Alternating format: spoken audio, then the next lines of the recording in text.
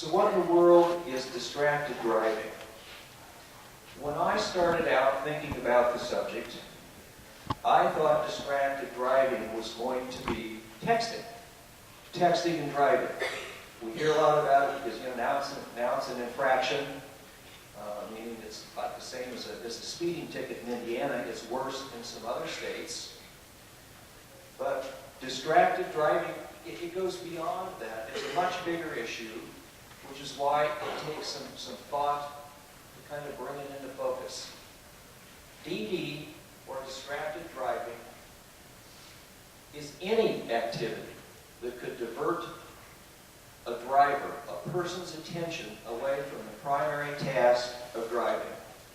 When you're in a car, driving is job one. Now, here's where I need a little help. What's an example of distracted driving? Eating. Who said that?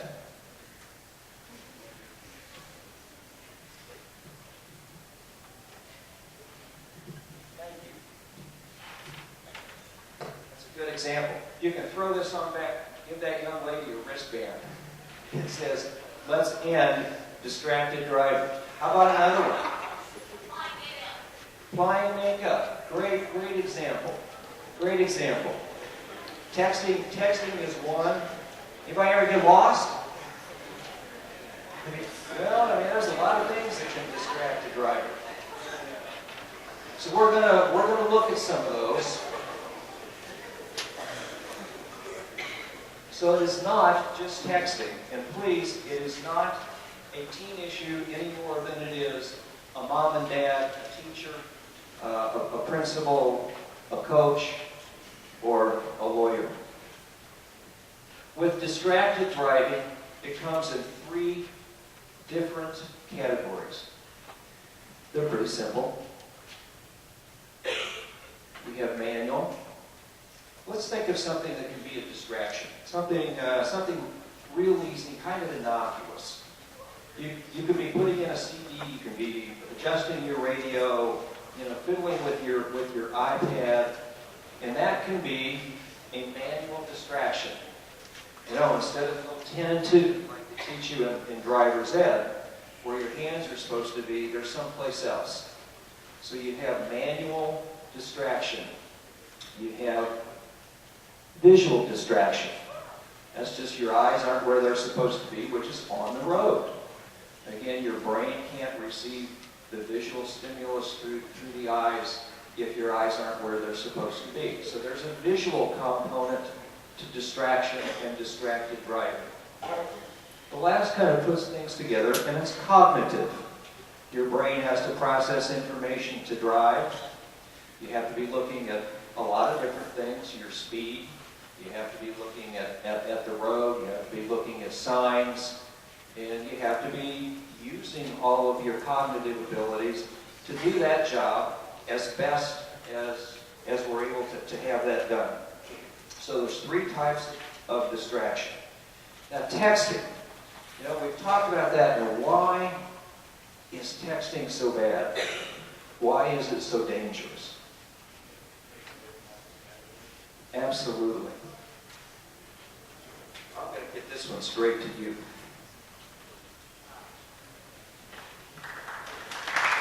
Good catch. Good catch.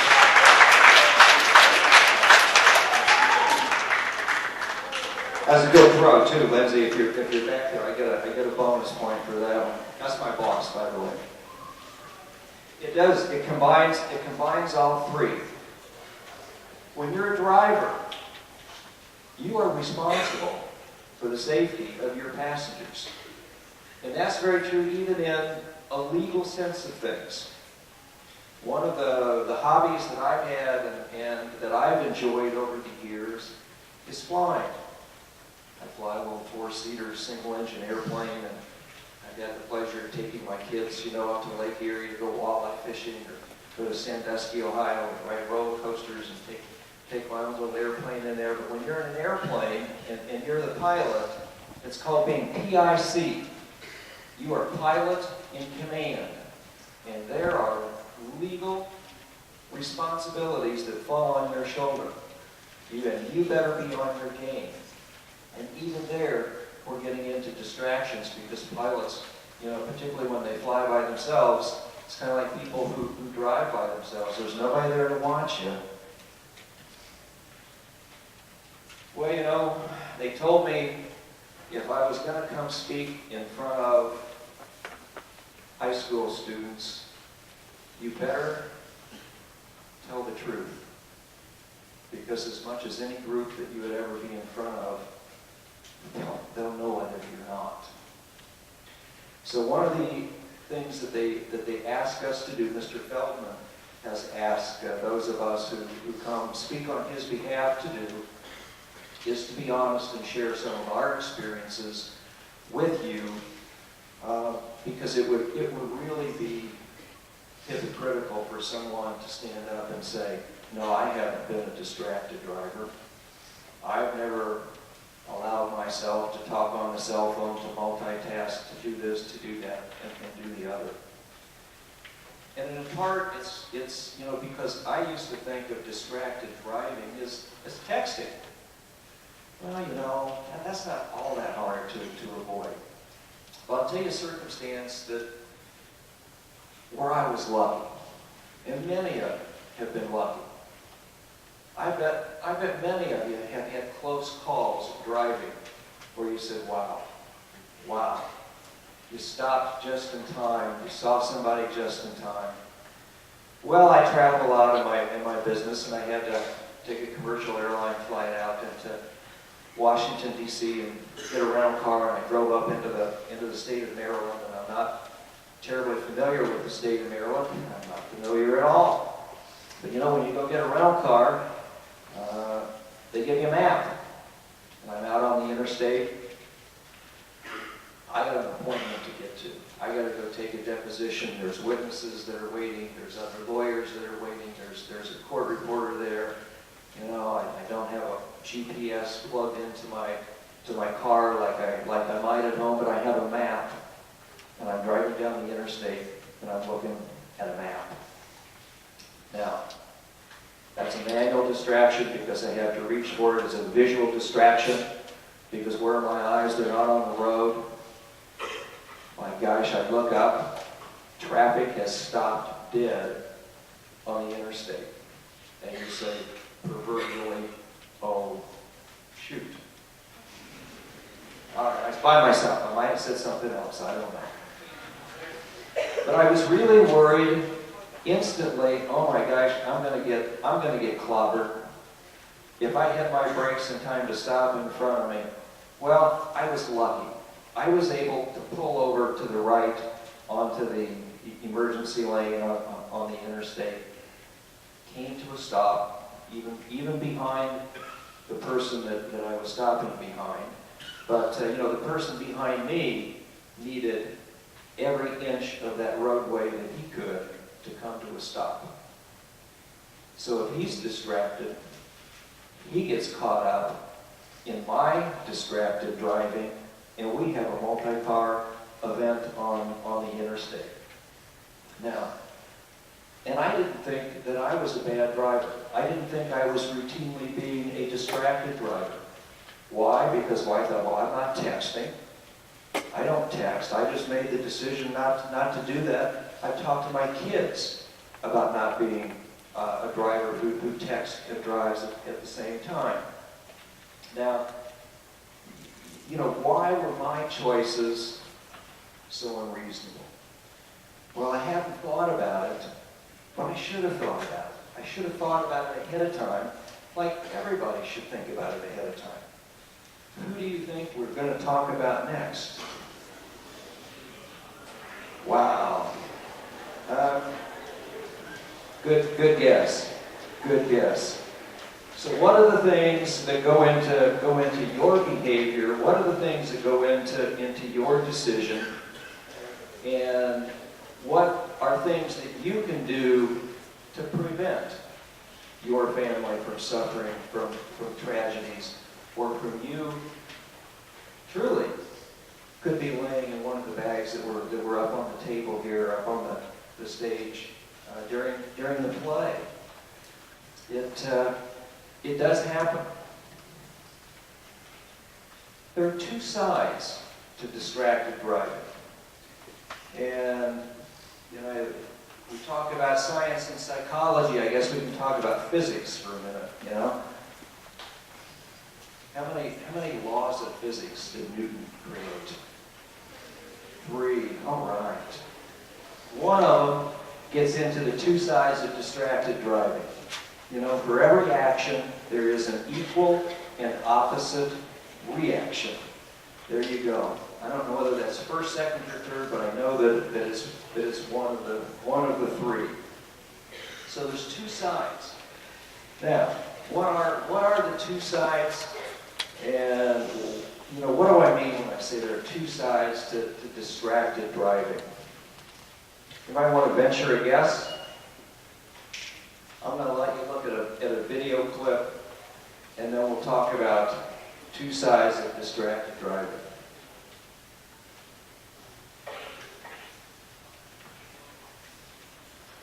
This is a video of a young woman. I'm going to let it speak for itself. It's powerful. I wasn't texting. I wasn't using a cell phone, but I still killed someone. I was 17. I was growing up. I was ready to leave high school. I was excited about the summer and going off to college. My mom and dad were both teachers, and I knew that in elementary school when they were teaching. People would describe him as a gentle person. He was my dad. He was a great dad. He was the greatest dad.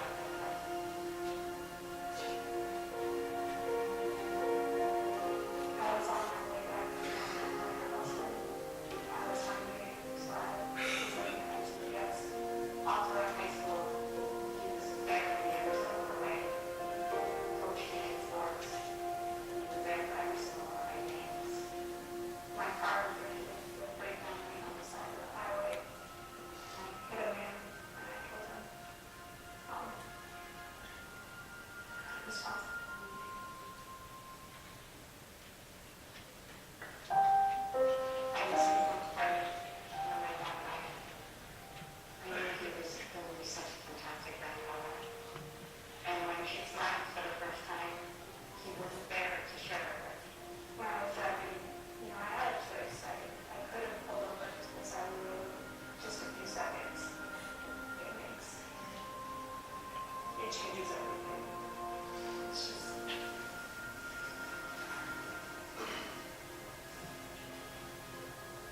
I think the hardest part is that raising a baby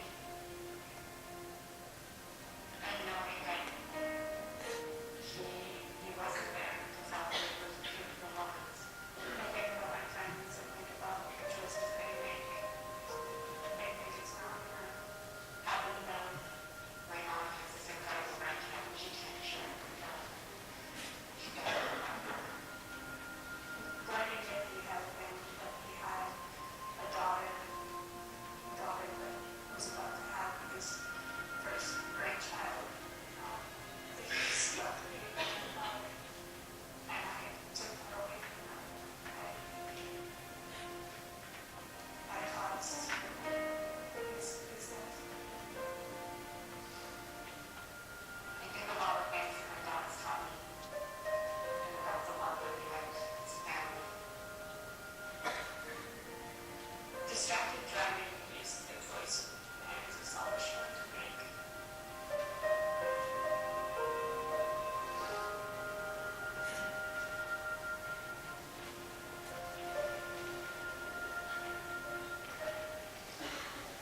The two sides to distracted driving. It's not often, at least it's not any more likely, that it's the distracted driver that hurts themselves. It's that they can cause incredible injury and death and grief to another family, and they have to carry that with them the rest of their life.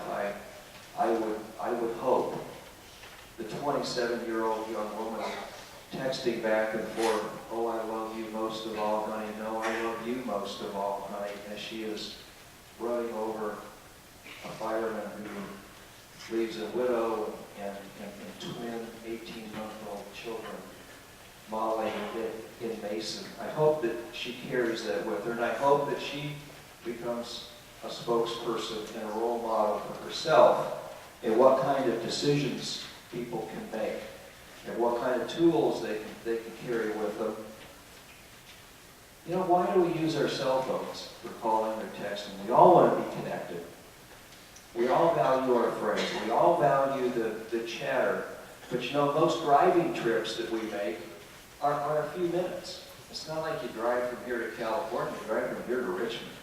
You drive over to Cambridge City. You go to take your dog to the vet. You go to the Dairy Queen, you know. You do all kinds of things. Is it unreasonable to do that without texting or making a cell phone call or putting on makeup or eating? Again, you know, those are all things, and I think the worst of all is not making efforts to try to avoid cognitive distraction. You know, we all have brains, and we all got to use them. Perception response time. If you see a hazard, your brain has to respond to what your eye takes in. It has to send a message. It has to send a message to your foot to hit the brake to respond. It's called a PRT, or perception response time. When you're driving while you're intoxicated, it gets incredibly longer. Talking on a cell phone, 0.08 is the equivalent of legal intoxication.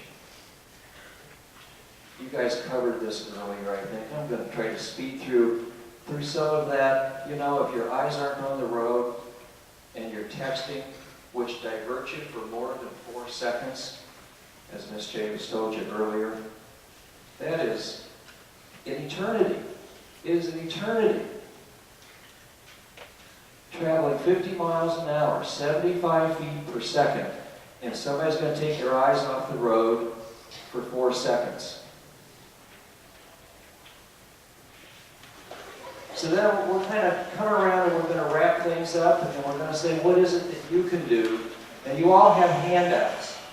Simple little things that you can either say yes or you can say no. You can drive without texting.